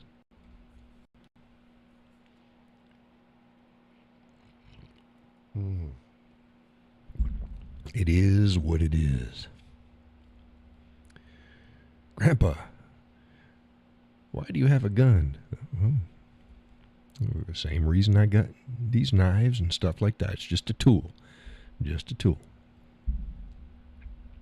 Of course, I always chase down the kids with my hat because I always like to run off with my hat. And half the time they're wearing the damn thing backwards. No, come back over here. Turn it around. Just turn it around.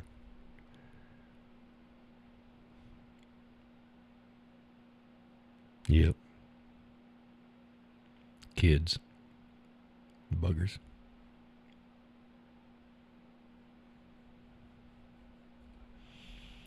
Yep. My goodness. We're up at the top of the hour. Just over the top. Over the Top. Remember that movie? Sylvester Stallone. Arm wrestling movie. I told you. Those people new to the content in my show. Everything is a movie, song lyric, or a movie line, or a quote, or something like that. It has to do with either songs or movies and TV shows. Everything. And if not, you're not trying hard enough. Alicia did thumbs up. So, over the top. Yeah, and he'd take his hat and he'd turn it back around when he's ready to do his arm wrestling. He goes like this and turns it to the back. Wasn't a really good movie, but it was, yeah. It was what it was.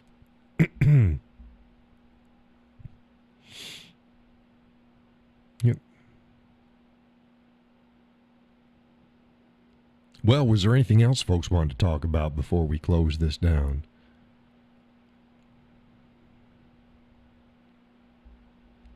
Make sure you get over to my Facebook page. There's a lot of good reading there. Oh, and I started off earlier today. Yeah, and the other thing was to have people to send the articles in, and nobody sent me any articles in. Peggy says I'm tired now, so it's time to go. Good night, all, and thank you, John. You're most welcome, Peggy. Thank you for joining the show again. Hopefully we'll see you next Sunday, this coming Sunday. You have a good rest of the week.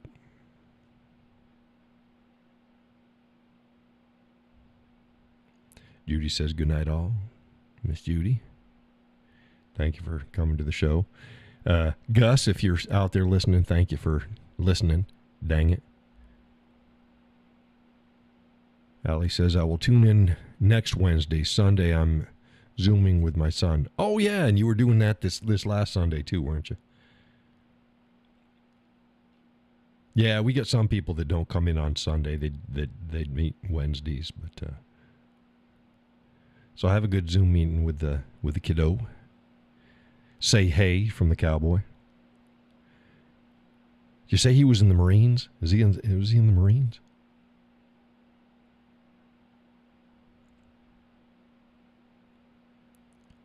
Laurel says good night, all. Sleep well. You too there, Laurel. Ellie, did you say he was in the Marines?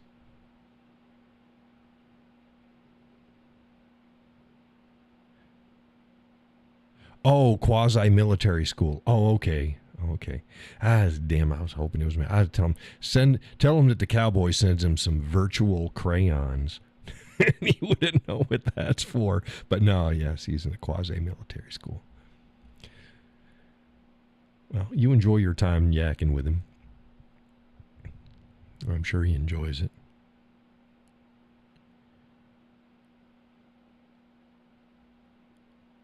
In Pierce, Idaho. Well, hopefully he's staying true to course. You're doing good. Say hey to Jim. Enjoy your burgers. Take your medicine. I don't take medicine.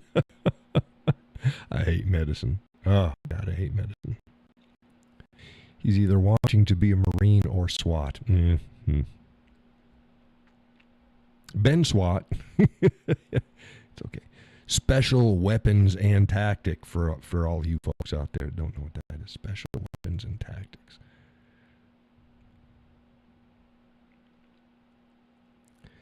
Yep. All right. Well, I guess that's about it.